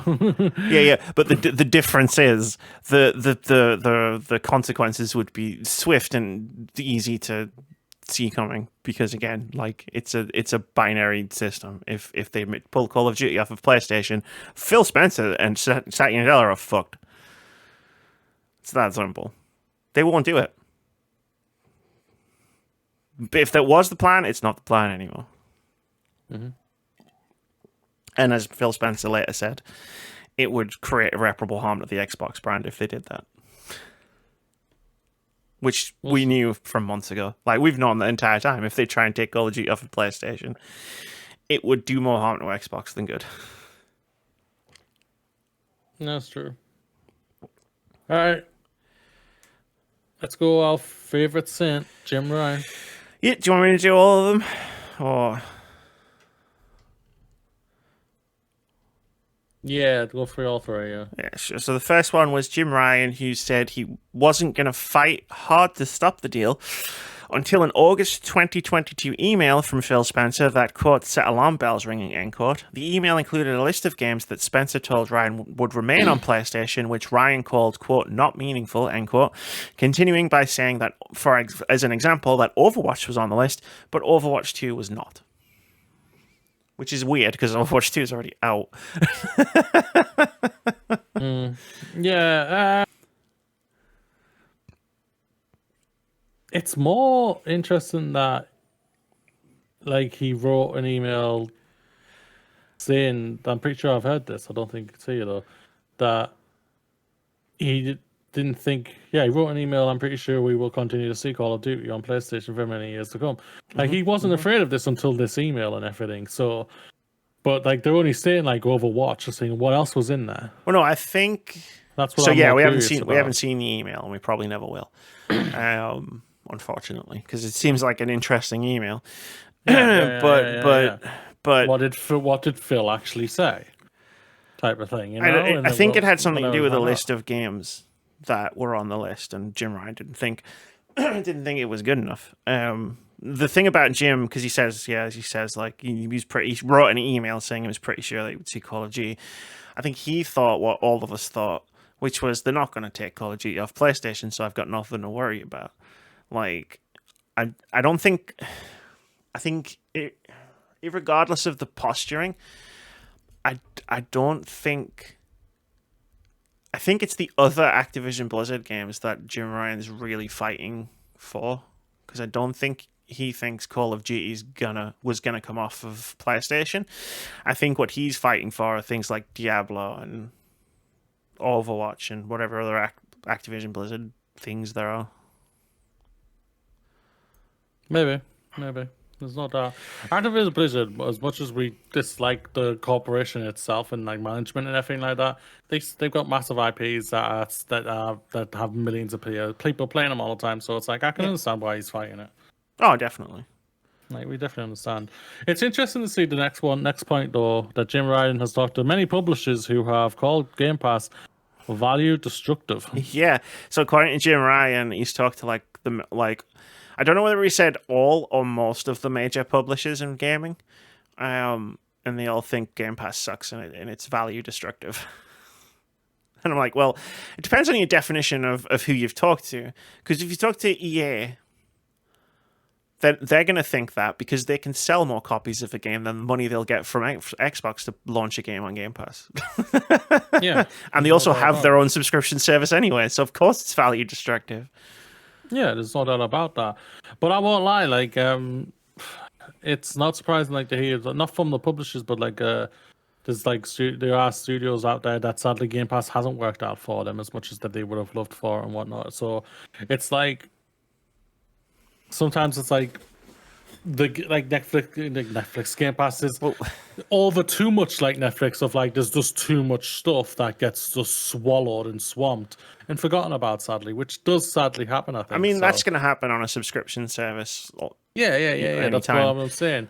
Which they should try and limit that. If I was going to think about this, I see publishers, because Bobby Kotick's also talked about not being a fan of, like, he wouldn't put his games on Game Pass if, on day one release if it was up to him, which again makes sense. You can sell way more copies of Call of Duty, then Yeah. they'll give you money to put it on Game Pass. But It it feels like early days Netflix, when it was the only streaming service in town, and like, you know, you go where the audience is, and the audience was on Netflix, and then eventually all the studios got pissed off and made their own streaming services, and a bunch of them aren't doing very well, because it turns out when you splinter all of the content in 20 different directions, you don't automatically get the Netflix money. That's what it kind of feels like from this comment. Like, there are going to be companies that would try to do a Game Pass with their own libraries, and it would not do anywhere near as well as Game Pass, because it turns out people don't want, like, Ubisoft's specific library and nothing else for £15 a month. Yeah. We know that, yeah. And I imagine that's got to piss Ubisoft off, right? Yeah, it will. Just like you know, not many people are subscribing to Paramount Plus because it turns out, like, you know, they don't have as much stuff as Netflix used to have. I'll subscribe to Disney instead because I want to see all the Disney. You know what I mean? Yeah.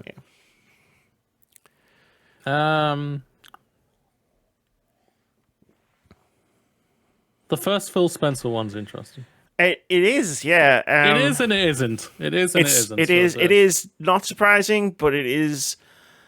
It's relevant. It's highly relevant to the case, I guess. Yeah. Phil Spencer was asked why there is no native version of Minecraft on PS5, and he said Sony was reluctant to send PS5 dev kits to Mojang because it was owned by Microsoft. Yeah, that's not a fucking surprise. It is. That's not a surprise. They don't. You wouldn't sell. They obviously, I don't know if they would have asked. They may have, but you wouldn't have sent them your console. They wouldn't have sent them your console. Their console. Why would they? Would PlayStation Studios have needed an Xbox? For MLB. That ML the baseball game thingy. Yeah, they would have. But no, yeah, it's like. It's not surprising. Like PlayStation, PlayStation are very, when it comes to a console, like especially when it's about to release or coming up to release and everything, they're very tight-lipped. They don't want to let anyone out or anything out or anything like that. And whatnot. So, like, for any studio who gets a console when it's not even released, knowing that they're going to be putting games on, like the amount of NDAs and embargoes and shit all the companies all have to sign, it's ridiculous. And Microsoft does the same exact thing and everything. So and so does Nintendo. I think it's of course. Excuse me. I think it's the question itself that was more interesting to me here, where it was just like somebody bothered to ask Phil this question, or it was like, haha, gotcha. You say Minecraft is going to be multi-platform, but there's no PS5 version. And it's like, yeah, of course there's not. We don't have a fucking dev kit. It's like, you know, I can imagine, like, in an alternate universe where you didn't have to, like, speak all proper and stuff at court, like, and a lawyer just asking Phil Spencer, why is there no Minecraft on PS5? Why is there not? And Phil Spencer just goes, ask fucking him, and, like, points at Jim Ryan. It's the same. It's like, it's like, you can't. That's not a gotcha. What are you talking about? Oh man, I've got something caught in my throat. Where are we going?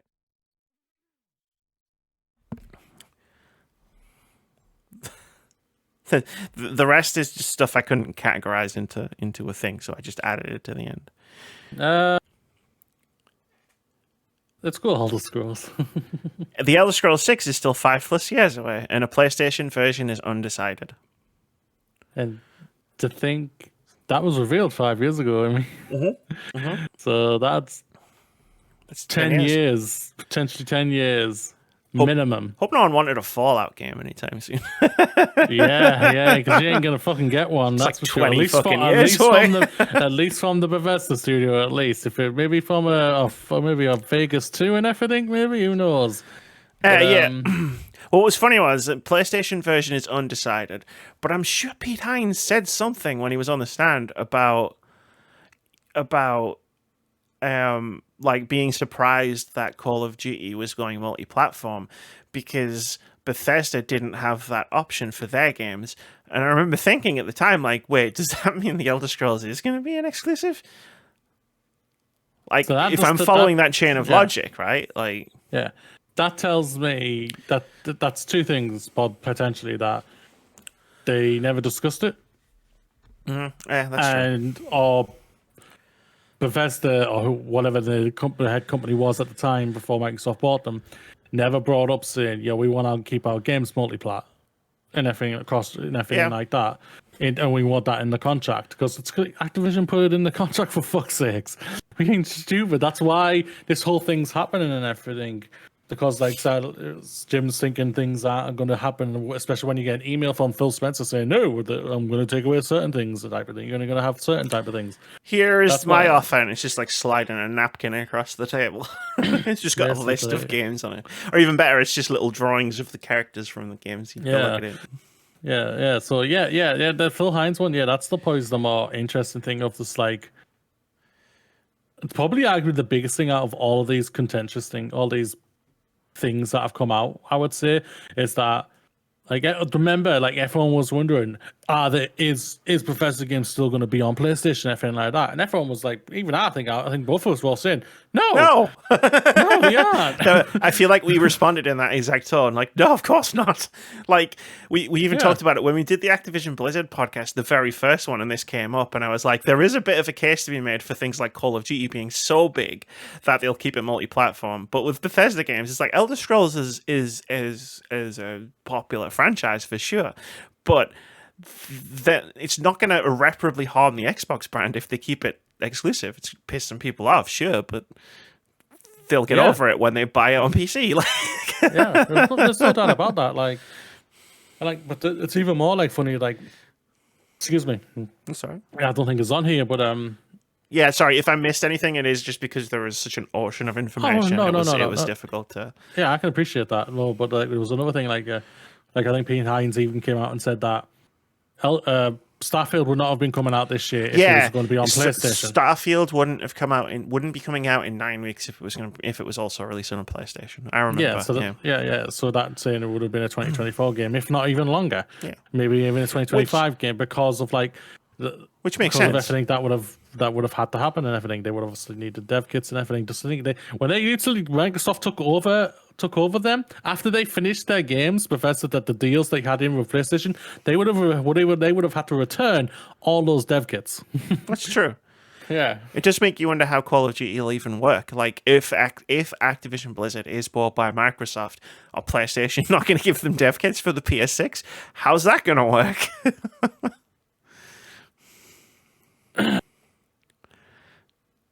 It's an interesting question, right? Yeah, basically. The one about Microsoft had considered buying everyone was funny because like it was a document that just showed like a list of companies that Microsoft had considered buying, literally almost every company in the games industry, which I think we talked about at one point, saying I guarantee there's been a conversation about everyone. But what was funny was when the Sharpie incident happened, they deleted everything out of the server and then started putting it back. And this document with all these company lists on was completely redacted when they put it back. So I don't know whether they accidentally revealed all that information like they didn't want to or weren't supposed to and didn't realize they had. But yeah, like they're basically everyone. Square Enix, Bungie, which is funny because, you know, Bungie. All the way to like Supergiant Games and Niantic was a fun one. Yeah. That's not a surprise. Like, not a surprise whatsoever. Like, Pokemon Go on Xbox. but those are the ones that I least thought they would probably try and buy. I never thought they would try and buy Activision Blizzard and everything like that. Yeah. I never thought that whatsoever because of just how big they were as a company and how big their games were and everything. And their games only really work because they're on everything. Oh yeah, we were joking on about fucking other companies and stuff, and then like it's like, oh, Activision. I remember us talking about it when it literally happened in Discord, just being like, what the fuck, because it was like January fucking 10th or something like that. Mm-hmm. All right, what we got left? How long we got left? I'd say you've got of this segment. I'd say just under 10 minutes. All right, let's go E3. Let's go E3. or not, as the case may be. You see what I did there? So this was interesting. The Los Angeles City Tourism Board of Commissioners really did a meeting, and in that meeting they released a graph, and that graph noted a loss in convention sales due to E3 2024 and E3 2025 being cancelled. Whether that means cancelled as in it's definitely not happening, or whether it's just not happening in LA, who knows? The ESA has denied it, if that makes any difference. There's no doubt about it. Moving out of LA would probably save money because LA is an expensive fucking place. Yeah. So there's no doubt about that. That would help them. But where you would go is, I don't know, because if you go anywhere from West Coast of America, it's going to be expensive. You go anywhere to the East Coast, it's going to be expensive. It's basically if you go into the Centrals, but I don't think anybody really wants to go to the Centrals. I'm just like, poor Central America. E3 from South Dakota. It's like, no, it's not happening. Like, yeah.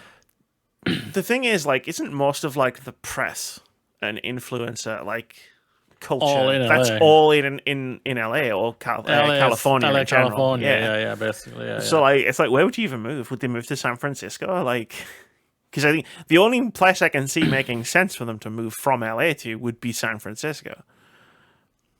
Texas. Could you imagine? Yeah. One of I could. It would, oh my god, one of the most hostile states in America, and they're like, we're going to Texas, baby. No one attends. The games media have already proven they will do anything. So a lot of the games media would not be able to safely attend in Texas, and yet they would still do it. No, they wouldn't. But either way, IGN would. Yeah, they've got enough straight white cis guys on staff to send to fucking Texas. the panel on the Games Awards, the Games Showcase, proved it. Exactly. Some other outlets would never be able to send enough people. That's true. Is it cancelled? E3. Do you reckon? Because I'm just going to say it's literally that scene from Godfather 3. I think I get out and they pull me right back in type of thing. And I feel like later this year or early next year, we'll be hearing E3 coming 2024, Summit June 2024 and everything like that. And we'll be talking about it again and we'll be just like, and then 4 months later we'll hear it's cancelled. It's cancelled. So that's why I don't give a shit what the ESA says. Like, it's definitely not cancelled. Yeah. Look, guys, you've said stuff before, and it's always not true. So it's meant nothing. It's so meaningless. I'm going to say yes, and I also want to state this. I think until it actually, even if they come out and put out a press thing and say it's coming, until it actually happens in June 2024, it's like I don't think we fucking talk about it, Amy. It's like the thing I say about some games until Hollow Knight, until I have it in my hand, it's not happening. Yeah. E3, until I am watching it on Moody's couch. I don't give a shit what the ESA says. Yeah, probably not. That's honestly how I'm feeling right now. Yeah, no, I get it 100%. For the record, I think no, it's not cancelled, but it will be cancelled. Okay.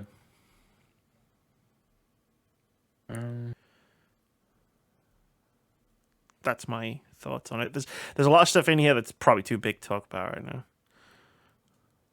Okay. Like Perfect Dark's probably too much. We'll save some stuff for next week. Save Perfect Dark. Save Perfect Dark. And that's an interesting conversation. I'm gonna cross this one off just because it's fucking bollocks. I was actually surprised to put that. That one's too big. And these three are all tied together, and there's probably too much there. Wow, people, this was what a riveting podcast we are currently recording. Let's go to one of our favorite games that we constantly play at least once a month with some of our friends. Among Us is getting an animated show. So here's this is good. The talent behind this, I will say. So I saw this and I was like, whatever, I'm not going to watch it. The talent behind this changed my mind. So the official logline for the Among Us animated show is members of your crew have been replaced by an alien shapeshifter intent on causing confusion, sabotaging the ship, and killing everyone. Root out the imposter or fall victim to its murderous designs. Now, this is being where the animation studio working on this is Titmouse, which one, fantastic name for anything, best known for their work on Big Mouth and Star Trek Lower Decks. The creator and executive producer is Owen Dennis, who is best known for Infinity Train, which is fantastic. And I usually follow that up with, and you should go watch it, but you can't because it was a tax write-off. Thanks, Warner Brothers Discovery, you pieces of shit. That just tells me it was sucked, so... Oh, like Star Trek Prodigy. Yeah, clearly, yeah. I'm fucking... We're not having this discussion because I have strong opinions about them deleting art. You were very quiet on that when I posted that. I didn't want to get into it, but yeah, that's fair. But no, like the fact that this is like an animation studio that works on Star Trek Lower Decks, which I love, being executive produced by the creator of Infinity Train, which I loved. It's like, okay, hold on. There's a lot of positives in this column. Yeah. And also, it's Among Us. Amy, I didn't think Lower Decks would work. It's one of my favorite shows. Mm-hmm. And I can't wait for the next season. I can't wait for the animated live-action episode on Strange New Worlds. And everything until it gets cancelled and deleted. yeah, on Paramount and everything. Yeah. But we'll always have the memories. I'll have the episodes, bitch. If you delete it off the internet, I am downloading that shit. And pirating it and copying it all onto the internet. Screw you, Paramount. No. I'm not going to get done for distribution, just possession. It's like, I'm going to have it for myself. Self-preservation. Yeah, I mean. Stop winking. I'm going to get me in trouble. No, but this, it sounds bonkers. It sounds awesome. Go for it. Let's watch it. Why the fuck not, right? Yeah, why the fuck not? It's one of our favorite games that we play with our friends, and like to see this could potentially going to be an animated series, to be like a who's done it type of thing. Just give me all of that in the animated style of what they're going to hopefully Glass go Onion. for. Give me. Oh, God. I love that film. One more. I have no interest into it. I'm so Sonic. I like the fact that The Sims 5 is going to be free to play, but that's a me thing, not an us thing. So, Sonic Superstars is too fast to have online multiplayer. Remember when we were really excited about playing Sonic Superstars together because it looked really good and it had multiplayer. It doesn't have online multiplayer. So that's fucking insane, and it pisses me right off. Fuck Sega. And you know what?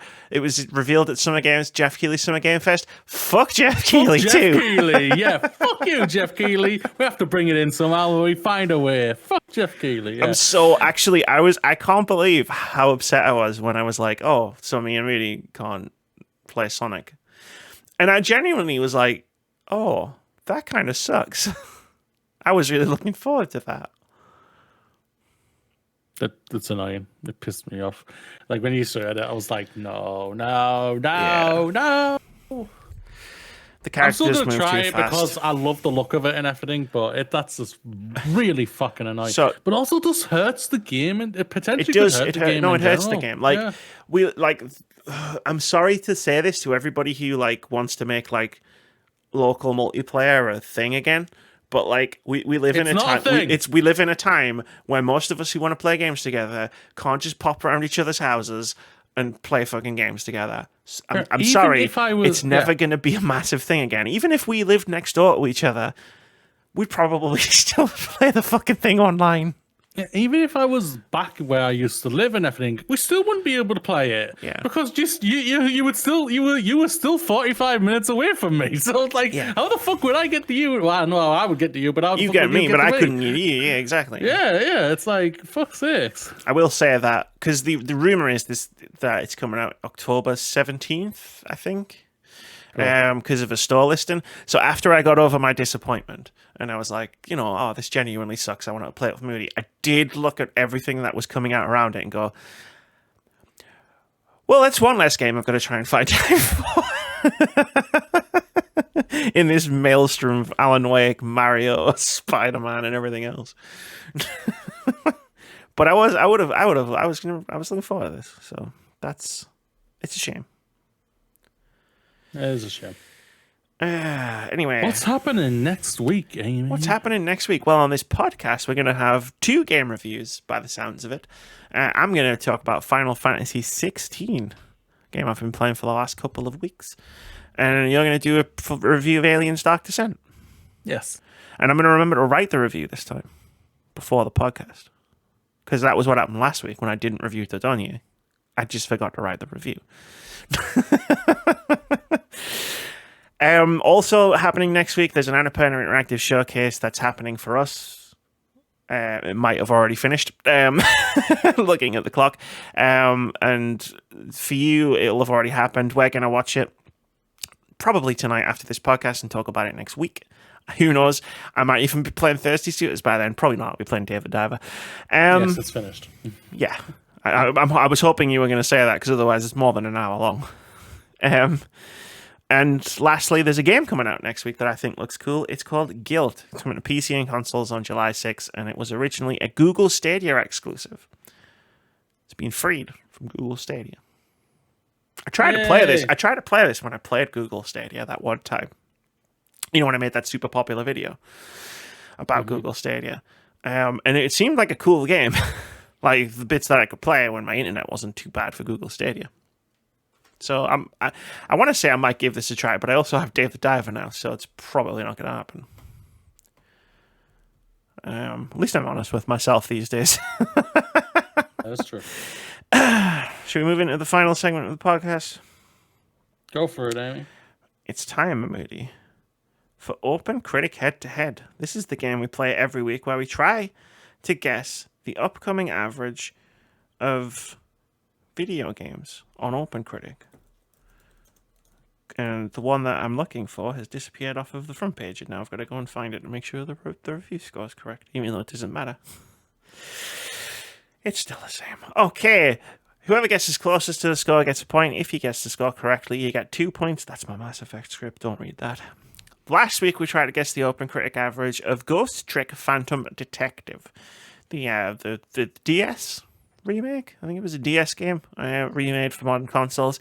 I guessed it would get a 74. Mooney guessed it would get a 70. At the time of recording, Ghost Trick Phantom Detective has an OpenCritic average of 85, which gives Amy the point. Puts the scores at Amy 18, Moody 12, with 2 draws. This week we've got... Let's just be frank here. Let's just be frank. We were both low ball. We were both way off, baby. Way off. You were closest, but damn, even you was the way off. Oh, yeah. I mean, I was closest. Like, I won that point on a technicality. Let's be real here. Like, this has happened before. Like, where it's like we've both been like 30 points off, and it's been like, oh well, I guess Moody was closest. He was only 30 points away, and I was 35 points away. Someone said, like, you should have... Someone once told me about OpenCritic head-to-head, like that we should have, like, if you have so many points away, no one gets the point. And I said, no, fuck that, because that makes the game too stressful. This is supposed to be dumb fun. It's funnier when we're so far away, because it proves how much of a fucking idiot I am. Coming around here going, yeah, I know loads about video games. Didn't know Ghost Trick was good. And speaking of games I don't know anything about, Moody, this week we can try and guess the OpenCritic average of Legend of Heroes Trails into Reverie. This is like the fucking 12th game in this game series, and I'm like, I should really get on this train, and I never have. Fair. What are you going for? I'm going to go with an 80. These games tend to review quite well, and I know very little about them other than Russ picks them up a lot on Fantasy Critic. And I'd probably like them if I started playing them, but it's like the Yakuza thing. There's so many of them. It's intimidating to even think about starting them. Yeah, true. 82. Fair play. So, like, next week, it's either going to be in the 90s or in the fucking 50s or something, because we're really bad at this. Or 81 again. Or 81. Could be 81. It's going to be 81. All right, that's going to do it for episode 358 of the Words About Games podcast. It's been a fun show. We've had a good energy. I kind of like the way Moody's Time to Shine worked with the bullet points and whatnot. It makes your life easier. There's no doubt about that. I think we had a lot of back and forth. Like and even you read some stuff off of the screen. I wanted the title. Just the title. No, you read some of the bullet points as well. It was good. Yeah. When you were making a point about one bullet point, and then you pulled in the second bullet point to continue the point, and I was like, "This is so much better than the way we had done it." It feels more like organic conversation, and that's what I was going for. So I think the experiment has proven to be a success. Oh, that's good. And yeah, now I'm gonna not play Dave the Diver because I gotta wait for Mooney to go to bed. This is what makes you a good Steam share partner, though, because you go to bed so much earlier than me. I have this massive window on a nighttime where I can just play your Steam library, and I know for a fact it's not going to kick me out. Well. Yeah. Yeah, but you can do the same to me in the morning. That's true. But no, thank you. Right. That's cool. Anyway, let's get the fuck out of here, Moody. You look like you're on fire, so you've brought something up on your monitor. It's Vivi. It's the wallpaper. I have a Vivi, and he's got a fireball. He's like this right now. You've seen my wallpaper, Robin. I have. That's what it is. He's ready to shoot it at me. It looks like your house is on fire. Oh, I'm on fire. You're on fire. Yeah. Stay safe, everyone. Have an awesome weekend. Live long and prosper. Wah.